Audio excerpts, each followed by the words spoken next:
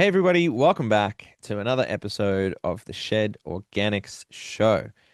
My name is Jordan and my guests today are Alana and Steve. This young couple are doing some cool things in the world of worm frass. Now they're turning a bit of a poo problem, as they put it, into something that we can repurpose for our gardens and for our plants. This waste product is a nutrient-rich fertilizer that you can use. It doesn't smell. It's safe for our children and our pets and animals to be around, and we can use it indoors so that, like I said, there's no smell, there's no breaking down of organic matter, and it's going to feed our soil. So some really cool things that you can get out of using worm frass. But what I wanted to bring these guys on to talk about is their experience launching a company together as a couple, launching as, some other careers that we're all doing other things when we initially try and launch something else, and what that's like, the transition into bringing all of this to the markets and bringing it to the people, and how that journey's been for them on their first year. So like I said, I really wanted to highlight that. If you want to go and check out the vlogs, go and check those out. The links are in the description. And also all of their links to the Rich Roots Fertilizer and their socials will be in the description below. But let's do it. Let's jump into the conversation. Here is Alana and Steve from Rich Roots.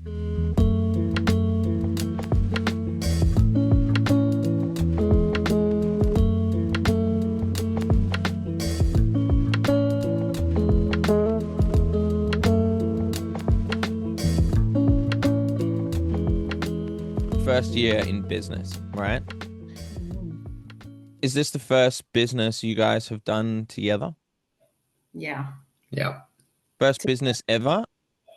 definitely first one together. Yeah. Steve doesn't know how to slow down, so I wouldn't say his first I've business. got a problem. Yes, I do But have a problem.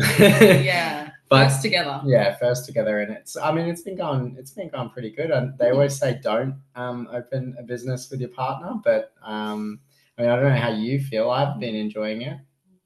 Yeah, it's good. No, it is really good. It's a different side of Steve that I obviously don't usually get access to. Actually, he usually puts his business hat on, and I don't see that at work. So it's That's interesting so how true. it works.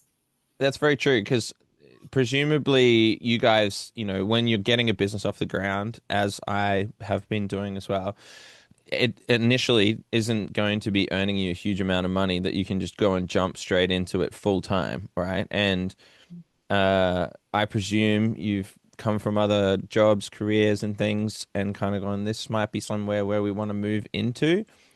Tell me a bit about where you've both come from in terms of the worlds in which you inhabited prior to Rich Roots, and then what was the decision and why are we jumping on this one particular one of Steve's great ideas? If it was your idea, I'm just, Yeah. Presuming, like, I mean, I you can go. mean, yeah. Well, my background is I'm a dietitian, so love, Amazing. yeah, love all things food. Yeah, that's a very cliche answer from all dietitians, really, but it is what it is. It's the reality of it. Went to uni, did some biology, science, obviously nutrition, exercise, all that stuff. Did my master's degree, and yeah, now practicing as a dietitian. Have been for I want to say coming up to 6 years now. Yeah, love it. Crazy. You did your master's in That's crazy. That's a massive, like, I always applaud anybody who goes in and just puts that much work into study to go and do things like that. So, hat off to you for that. That's crazy. I presume, having a little bit of an understanding of nutrition and diet and feeding your gut and your health that goes on in your microbiome, it tends to translate a little bit into the garden, plant health, this type of thing. Do you find that it's been somewhat helpful having that as prior knowledge coming into this? Definitely. I think actually it probably helped Steve a lot when he came to the proposal Yeah. of, hey, this is the idea, which I guess you can talk to further, but like just hearing him talk about, Frass and what it is and all of that stuff, it really aligned. It does align really Yeah. well, actually, with like what you said, how your body works, Hmm. microbiome, all that stuff. So definitely. And like it keeps me above board as well. So like I have a tendency to like hyper focus or like forget to eat sometimes, and then like the way even just like simple things like things that should be fairly simple, planning out a meal plan for the week, I really struggle with sometimes. So I've been learning a lot from Alana as well. I like research background. I was an engineer for a little bit, electrical engineer. Wow. Going back a few years now, I was electrical engineer doing automation, instrumentation, controls. That goes Well, straight over my head. okay, I worked in My like brain turns mining, off. minerals processing. It was Wow. not super sort of passionate sort of work. At some point, I kind of got a little bit bored, and then decided to pick up and go back to uni and did a PhD in economics, behavioral economics, and complex systems. So I tried to bring systems engineering and life cycle engineering Wow. together. I'm gonna need an explanation for that, for one of these like explanation for dummies. What are you talking about? What is that like? What is that job? You said So, something economics. What? yeah. Oh, well, let's start with the engineering. The Okay. electrical engineering, I design systems to automate things, so Okay. processes. So, and when I talk about life cycle engineering, I'm talking about like designing systems for like next 100 years, next 200 years, rather than Cool. 5, 10 year impact. And I did a lot of functional safety, machine safety work, lots of risks assessments, that sort of thing. I got a little bit disenfranchised with obviously first off taking minerals and sort of destroying the earth, like seeing that firsthand. Right. Yeah. But I also got a little bit disenfranchised with the lack of human factors. So we kind of just wrote Machines. Yeah, exactly. Engineers are all about machines, but there was no sort of element of human behavior and how to account for that in controlling something safely. Right. Okay. It's an efficient process. So I had done a little bit of economics in my undergrad degree. I did a double degree, Both and big study heads. Look at you go. That's crazy. yeah, I mean, it's I love it. I go into lots of different rabbit holes. So when I went back to behavioral economics, it's kind of trying to say the classical economics, we view people as selfish and Hmm. rational. Um, it's kind of like thinking everyone's like a chat GPT, but a little bit harsher in the sense like really not accounting for like goodwill or Right. Okay. community elements or social elements, I guess. Mm. So But what was the word you used before with you said something economics? behavioral economics. Yeah. So are you looking at the behaviors of human beings in relation to how that works for the economy? And Yeah. okay, that makes a little bit more sense. So then why Yeah. why the switch into this? So yeah, good question. Going back like a year, I had actually never heard of insect frass or mealworm frass. I mean, it's just something that just didn't come up in the day to day. And my colleague Ben, who we partner with as well, he had actually been running a mealworm farm, and he was feeding initially his quails. He had quails in the backyard and started this thing in the garage. He had been noticing that the size of the eggs were getting bigger and bigger as he was feeding his quails these worms, these mealworms. So really high. I mean, you're going to be able protein. to talk to that better, the nutritional value or Yeah, okay. yeah. But from that, he kind of saw there's really cool value here in that bringing those mealworms to market. So they've scaled since and brought it out to a sort of like a factory or vertical farming Hmm. warehouse. And a byproduct of the mealworm farming process is a bunch of poo. Awesome. He had a poo problem. He had a poo problem. So he has tons of poo just piling up, and he's trying to build his business, mealworm business. Feeding lizards or chickens or things like that, but couldn't really grow this poo business. So we came in one person's trash is another person's treasure. Absolutely. A gardening treasure for that matter. Absolutely. That's really cool. So then Rich Roots was born, right? And you guys now have been, well, you hard launched, I'm gonna say maybe this year. Is that right? Yeah, it all kind of happened around, I want to say March, right before we went I think away. that's the formal company I kind of just Yeah. jumped into it, and then Alana kind of just had to come along, and I wouldn't say that's how it happened, but kind of. a little Yeah. bit.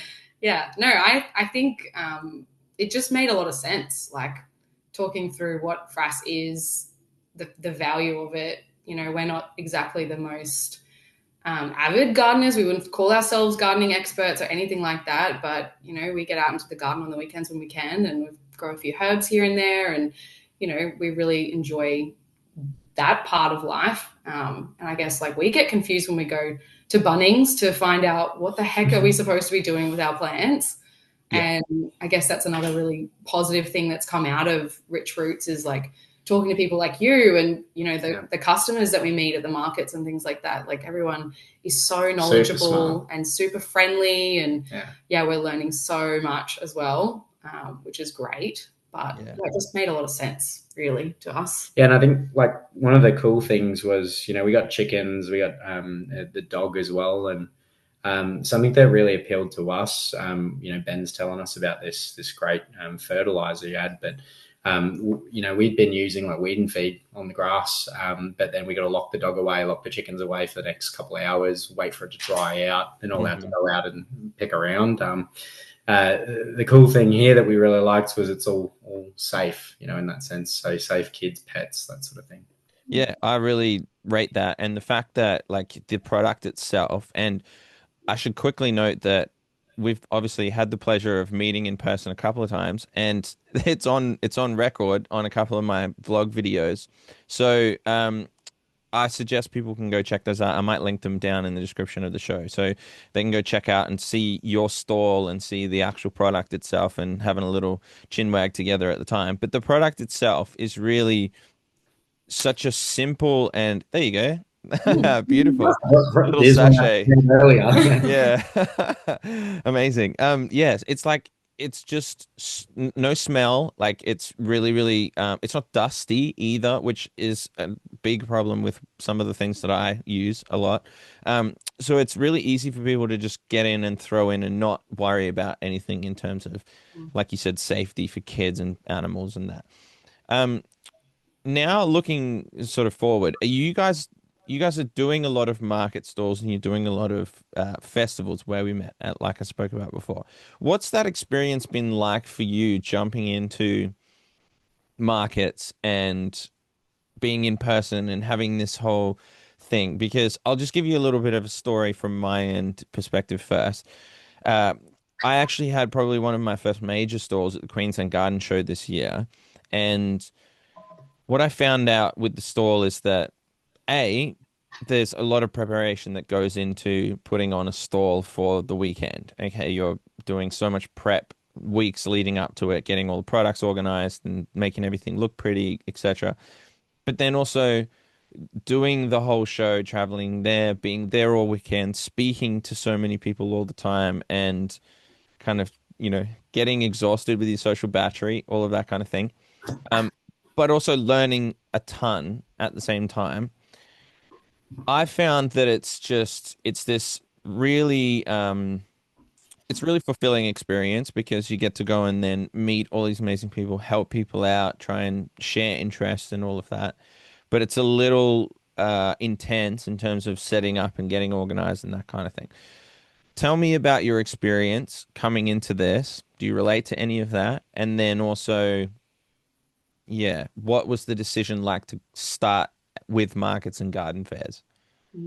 That's a really, really good question. I guess like heading into the market, I don't know. I think we were a little bit over our head, or to be completely honest. Like we go to markets on the weekends. It's a fun activity we like to do. Go buy some fruits and veggies. There's a lot of effort. Small stall holders, that sort of thing. Like we like doing that. And I think, I don't know about you. I don't want to speak for you, but I thought, oh, going to a market, that's easy. Like, like you just set up a stall, whatever. Like that sounds like fun. And luckily, like we're quite social people, so the chatting to the people part is quite easier. At least it feels quite natural for Yeah. us. I mean, I talk to I get people all tired, day. but that's the thing. Yeah, But, yeah. I mean, we started off with like Pine Rivers Garden and Plants Yeah. Yeah. Festival. That's where we first met you, and then we had Yeah. it was fun. It was really fun. Mm. And the organizers are always really, really passionate people as well. And it's kind of like it's good fun. I mean, the last one we kind of like let our freak fly a little bit with our little beer. Yeah. The beers and That was so good. it's cool to really just see people enjoying and a bunch of different people as well, like all really diverse group. Gardening kind of appeals to a lot of people. It's not just I mean, I had the perception that it was going to be, a certain cohort or whatever, a particular target market, but like I haven't seen that in that sense. It's really Yeah. diverse group of people, and it's really cool to Nice. see the kids, the mums, the dads, Absolutely. the oldies, and so on.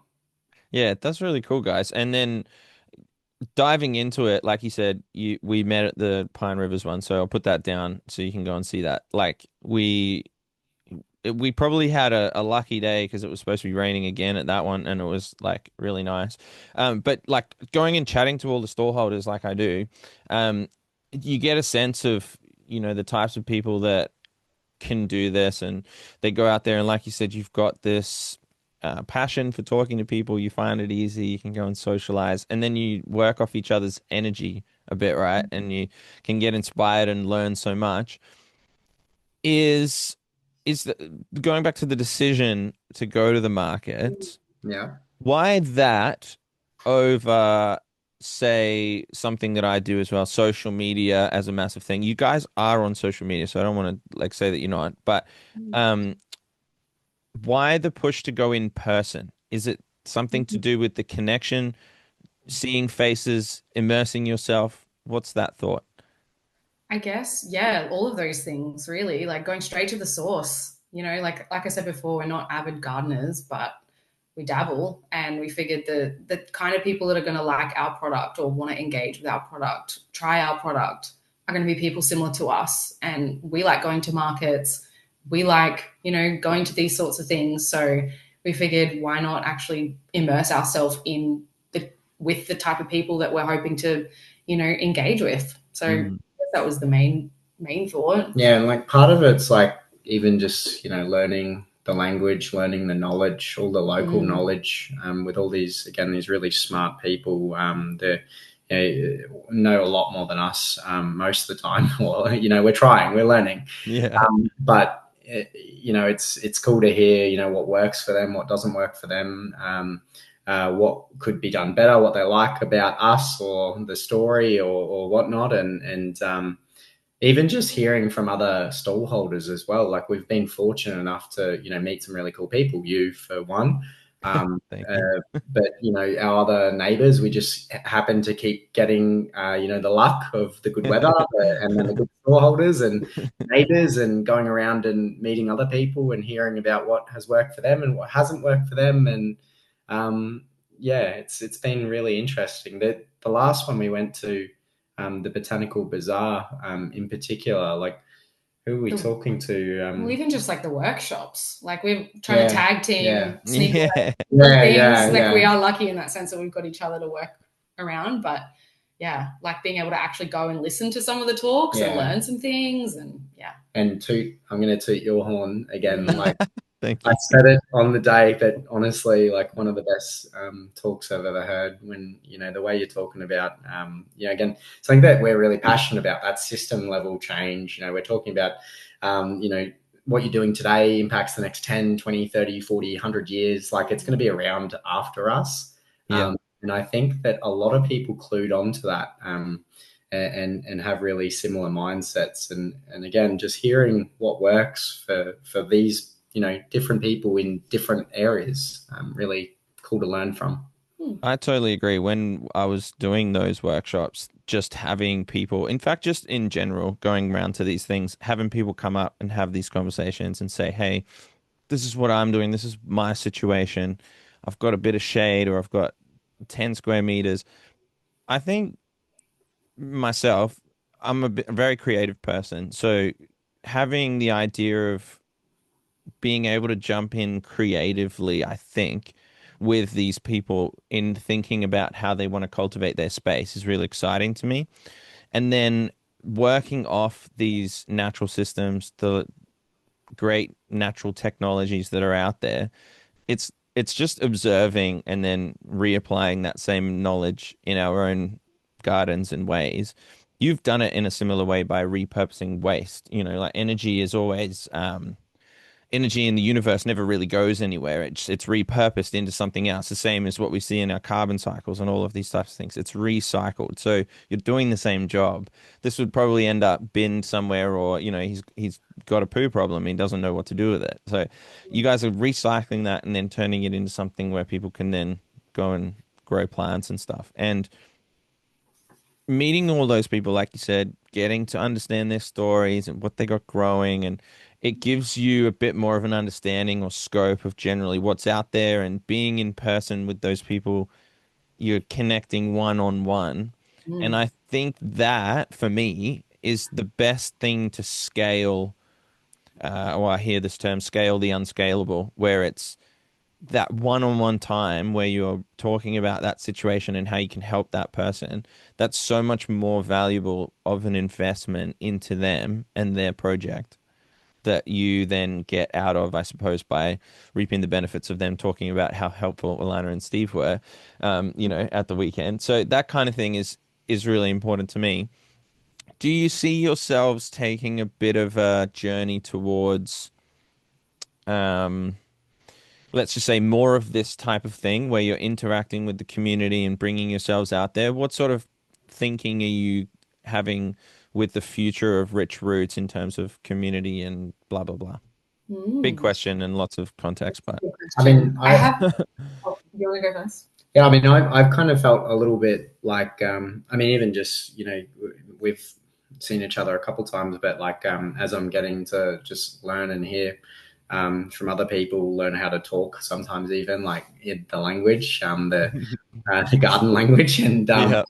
uh, I kind of didn't feel maybe it's like you want to call it imposter syndrome or whatever. I didn't feel like I had enough knowledge to come even like talk to you today. But you start like spitting stuff out and it's like almost unprompted, and then you're like, oh, okay, maybe I do know some stuff, but Mm, and we're only part of the solution as well. It's like you were mentioning, you go third. We're only one of the thirds with your sort of soil health or that's right. regeneration. But yeah, no. I think for me, talking with everyone at the markets, one of the big things that, I was a little bit nervous going into this, starting a business, never done it before. Like that's obviously more Steve's area than mine. I guess like talking with everyone at the markets, if anything, has really given us the reassurance, or given me the reassurance that we have a good product. Like all of the people at the markets, all of the stall holders, all the people growing the plants that people want to buy are using worm poo. They're Hmm. worm wee, whether it's compost, whether it's the liquid concentrate, they're all using it. So they obviously all really believe in the power of it, which really, I guess, helps a lot. Yeah.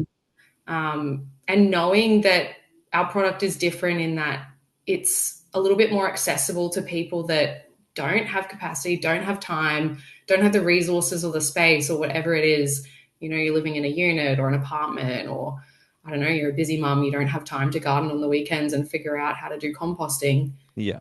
Giving them access to something that is really valuable is nice. And I think it's good for us too. Like we don't compost, we give our scraps to the chickens, sure, but we don't really have a lot of time for that at the moment. So I guess the future is trying to, I guess, maybe engage a bit more with like-minded gardeners similar to us and figure out how we can kind of help in that sense. I mean, Yeah. like just off the back that like I mean, we didn't something that's coming up really cool. I think wasn't around when I was going to school, but you're hearing a lot of these like school programs, horticultural or hobby farms at schools, and Yeah. We did run a couple of community competitions. There wasn't like a lot of engagement, but I think when you actually go talk to the teacher, like they're the passionate ones.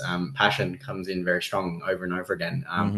So I thought that was really cool. I did try to get give some donations to the Brisbane City, at South Bank. If you're from Brisbane, Oh, yes, the community garden. yeah, but I go talk to them and they refer me to that person. They refer me to that person. Then I go to that counter and then they say, "Oh, there's a whole procurement process with government bureaucracy and so on around it." It was it was hard to get into it. So I think maybe schools is a cool one and or other community gardens. Younger for sure. Yeah, I think you're right with that. Like the community space that are owned and operated by the community is probably a little easier to go into. This government tend to have really strict, kind of tight rules around where they get it from and who they're supporting and why, etc. But it's a really good thought because, engaging in the community, making stuff more accessible, like you have done, and all of this means that you are playing that role, being that piece in the puzzle. And I think I want to commend you guys anyway, because I think coming into it, hey guys, really quickly, jumping in, I just want to remind you, if you are not subscribed to this show, that is the number one thing that you can do to show me your support. So if you're finding value from this conversation and you're deeply engaged, I would love you to hit the follow or subscribe button. All right, back to the show. Regardless of how much knowledge you have, just throwing yourselves in is the commendable part. You want to do something that makes a positive difference. You don't have to know everything. Like I don't know everything. I'm learning so much every single time I'm going out. I know some things that I've researched and studied and I live in my lane, but outside of that, there's so much to learn. And I feel like because we're all kind of running or working under the same umbrella in terms of, like, nature works the way it works, right?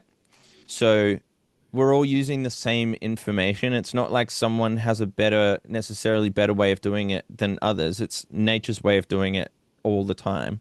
So for everybody who's coming in talking about gardening and natural cycles and etc., there's never going to be an expert. It's all everyone just trying to figure out what is nature doing and then trying to mimic that. So I don't believe that you need to be too worried about having to have all the answers. It's just a matter of going like, look, we're passionate about trying to make a difference. This is what we've learned so far. Here it is. What do you think? What's your opinion? And learn from them. Some people will tell you, oh, it's not as good as this. And some people will tell you, oh, I've used that and it's amazing. It's better than anything I've ever used. So it's like, it's that kind of thing. I mean, oh, sorry. No, go for it. One that was really interesting to me at the market, like, I don't know if I'm going to be jumping into it, but humanure, which is something I've never heard of before. So it's the same idea. Like you dry out some byproduct. This time we're talking about a human byproduct. And that creates, after a few months of fermentation, drying out, like this really beautiful, sort of probably not too far off from what we're playing around with now. Nutrient rich. It's nutrient rich. Well, hopefully, depending on what the person's been eating. Yeah, exactly. Yeah. But she must have a really healthy diet, if all her plants aren't dying. So at least there's that. Yeah. She said exactly too. So. Yeah. But that was like, it's just super interesting. Like, I would have never thought that. And then even some other person mentioned, just talking about local knowledge, and she was referring to someone who she'd met. She wanted to get some interviews with because they knew like they'd been around this particular part of the country for 50, 60 years, and they just knew where the gum, like these particular gum nut trees or something like that was. And you ask them and they just go, oh, yep, that one from there, that one from there. Wow. It's amazing. Like, it's just, it's a whole new world. Mind-boggling. Yeah, it really is. I find that around every corner, there's kind of some new, exciting little piece of it that I haven't yet discovered. That knowledge part of it, or indigenous knowledge, is actually a crazy untapped thing that so many of us could do with knowing, because when you've had generations of people that have lived on the land and have not been buried in an iPad, they've been actually observing the land. They are figuring out what works best and what doesn't. And then that's passed down through generations, tried and tested and figured out. And they're living in harmony somewhat with, well, as much as they can, and probably as they are, with the natural cycles. And then that knowledge is now lost. We're kind of pretending like we know what we actually want and what we can actually grow, and that's pretty far from the truth a lot of the time. Yeah, I actually read an article because my phone has optimized for me articles.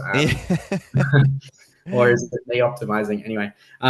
They're talking about a switch to the calendar or the seasons in Melbourne in particular.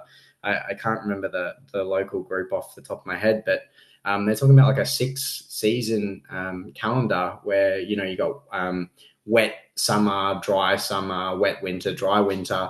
And you ever go to Melbourne and like it fits pretty sense. Well.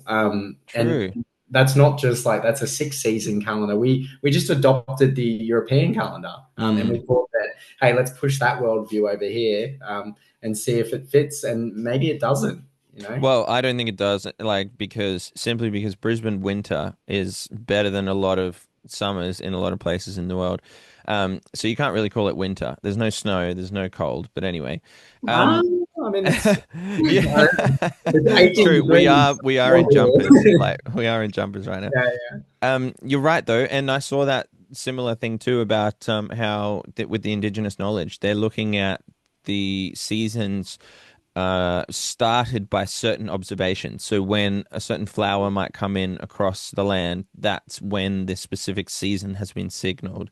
And a really cool thing, that happens a lot in nature. For example, in the morning, when all the birds start singing first thing in the morning, what that does is that actually cues all of the plant leaves to open their little receiving portals. That's what I'm calling them, so it makes it more easy for people to understand when there's stomates and things.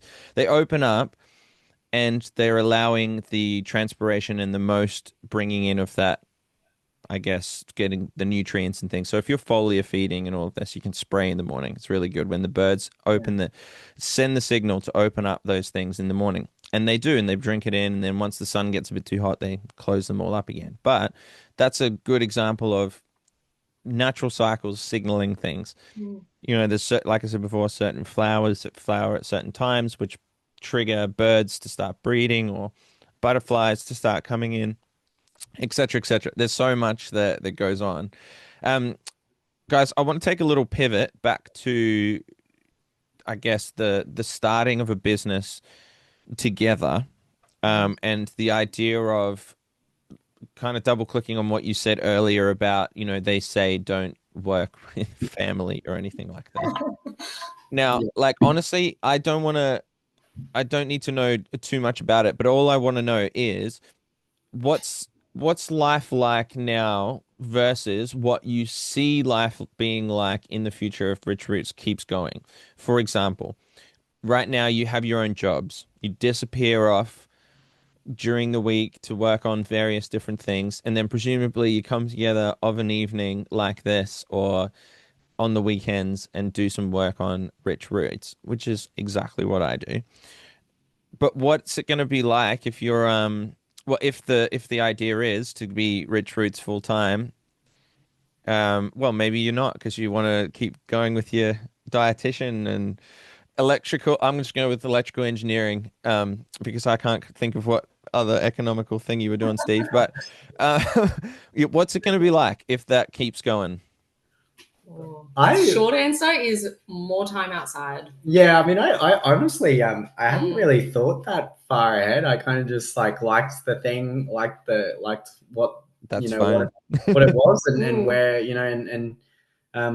I suppose, yeah, like I was getting pretty close, like a couple of weeks. I mentioned this to you, but whether or not I have to not take on new things.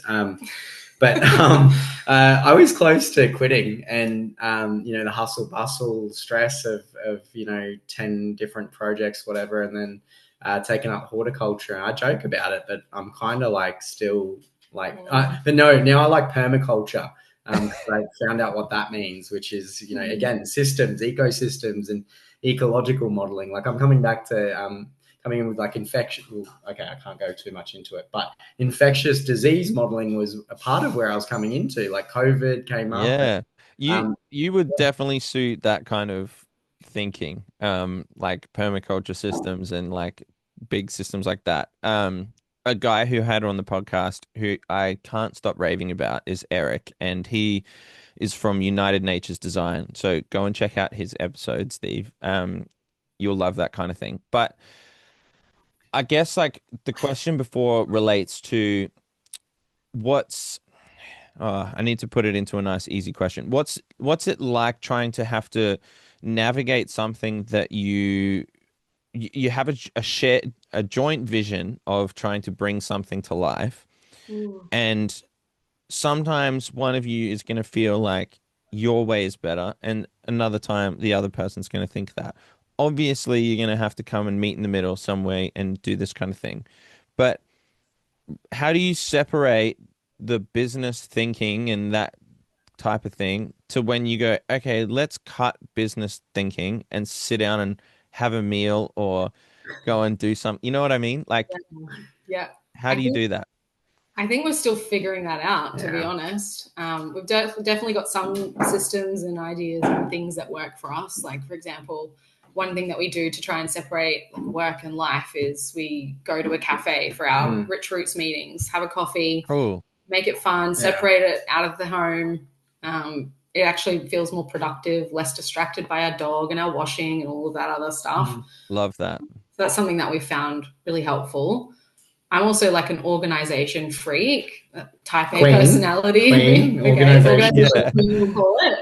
And I think being organized, I know everyone probably says this in business, but like without that, I don't think we would be able to do it. Like we really do have to schedule and compartmentalize and give time to Rich Roots, give time to us, give time to the house chores, really have to separate it out, I think. It's kind of, I guess, like, I mean, we don't have kids, but maybe one day. But it's kind of similar, I guess, maybe in that sense. Like you've got multiple different priorities. It's hard to optimize across all of them. You're going to hear boots in the background. Oh yeah, the dog's coming in. Yeah, I got a little bit of that. That's cute, but that's life, right? This is the thing, right? It's this is what I'm trying to tap into, is that I feel like you guys can be a bit of an inspiration or a figurehead for others that are looking to make a bit of a jump into doing something that they might, have a bit of passion behind, and not to be scared to do it with somebody who's their closest ally in life, right? So I struggle switching off, and I'm just trying to fill minutes all the time. So like I relate, Steve, and it's like I can't switch off, but my wife is the best organizer in my life and keeps me on the straight and narrow. So I feel like I relate to this a lot. But we have very different and separate passions, which is beautiful in its own way.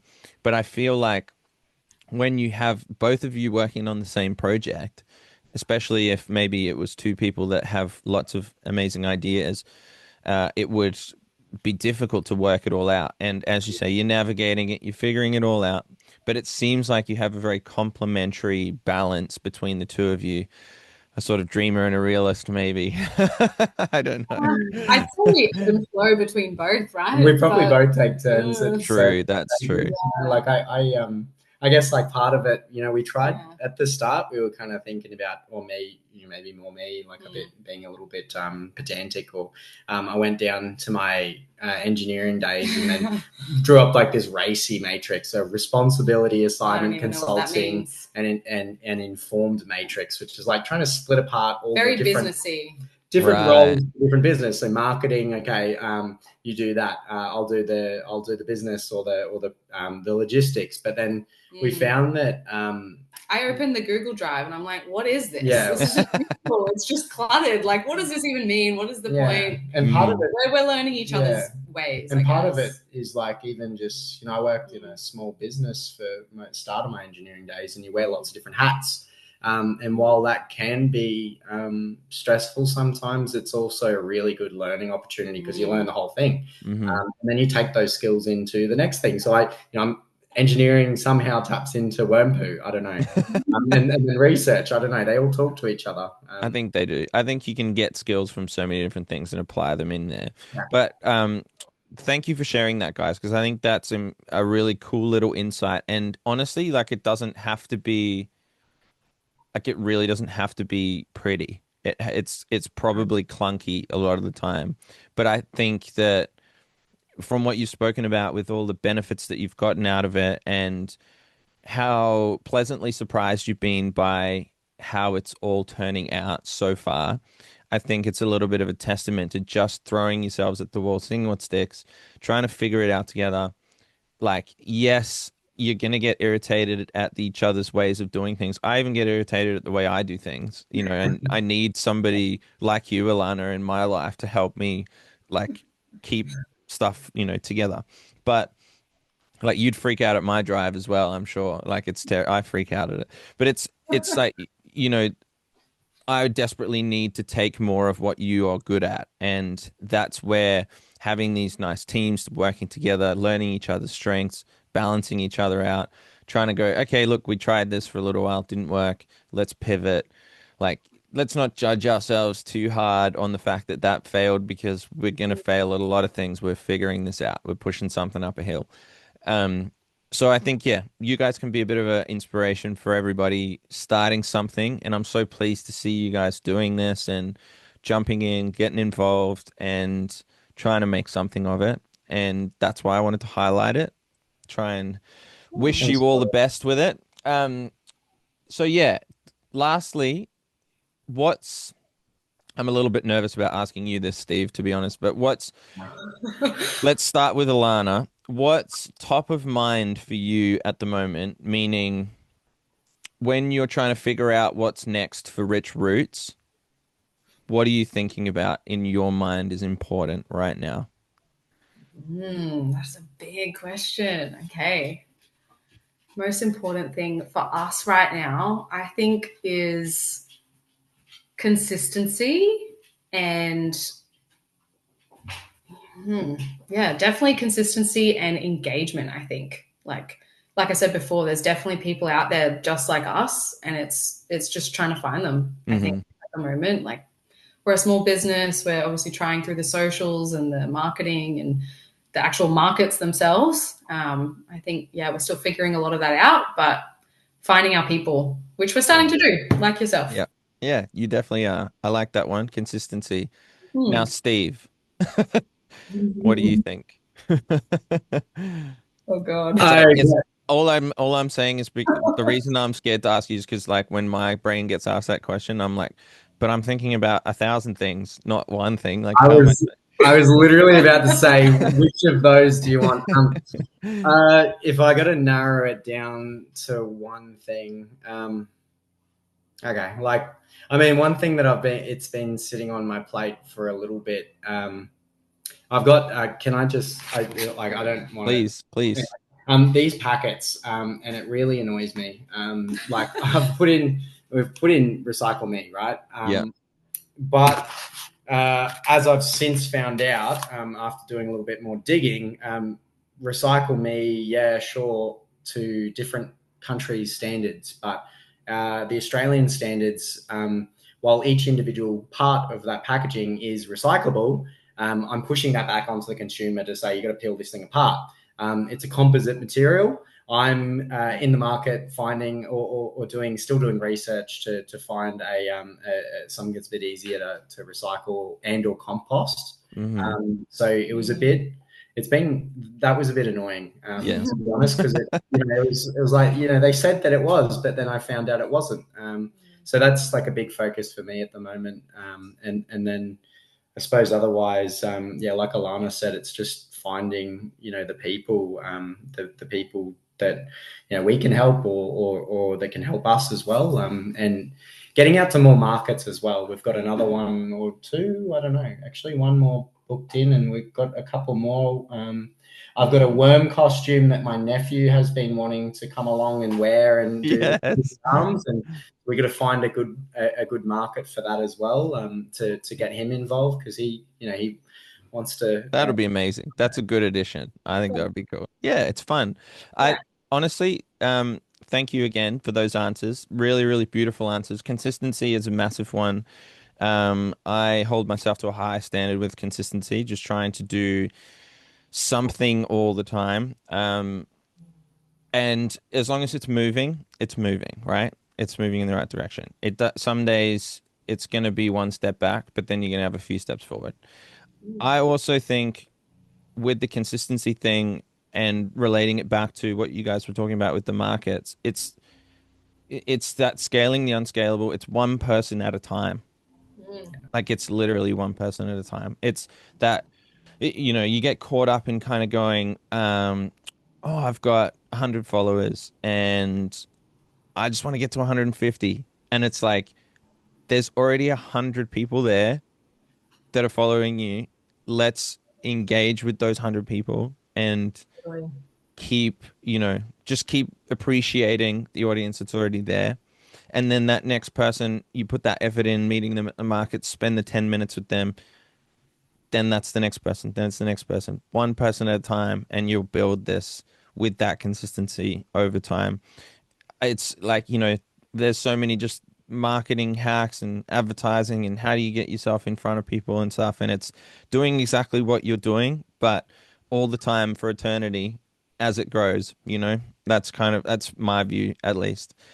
So Definitely. you're on Instagram, right? Where else can people find you? They can follow along for your markets. You post stuff on there and things like that. Is that the only place have you got a website where people can buy the product? Yeah, we do. Thanks to Steve and his background in tech stuff. I have no idea how it works, but we've got a website. It's up and running. Yeah, Beautiful. www.richroots.com.au, and then I think you also got us set up with Facebook. Facebook and Instagram. I did try Etsy for a while, but I don't know. There's all these subscriptions you got to subscribe to. Anyway, subscription. It's hard. Yeah.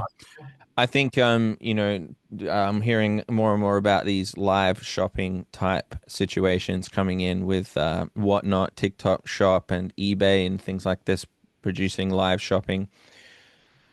I'm not certainly one that's on top of that, but there's so many different avenues of ways that you can sell things, aren't there, that are coming up. But I still think one by one in the markets as you're doing it. Yeah. So that's it. Thank you guys. I really appreciate it. And I'll highly encourage everybody to go and check out your links in the comments. Thank you. Awesome. Thank you Thanks so much.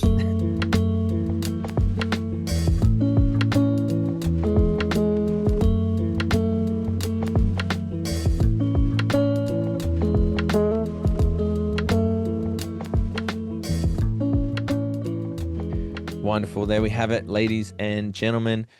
What a cool little duo those guys are, and I'm so impressed by what they're doing. They're honest, authentic, and they're coming into the world trying to do something that we all need, which is, more connection, more access to products that can help better the planet, better our food, better our health, the soil health, all of this under one umbrella.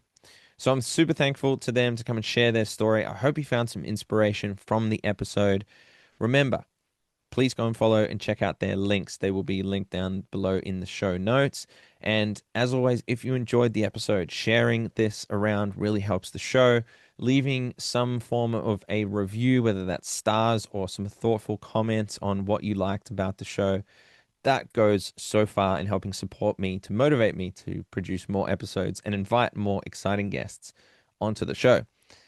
Lastly, remember, the Beginner's Organic Growers Guide is free and always will be on the website. You can check that out, link in the description. And I also have an upgraded, much more in-depth, intermediate level growers guide, which you can access there as well. So lastly, thank you very much for listening and for watching. And I can't wait to see you once again on the next episode. Bye for now.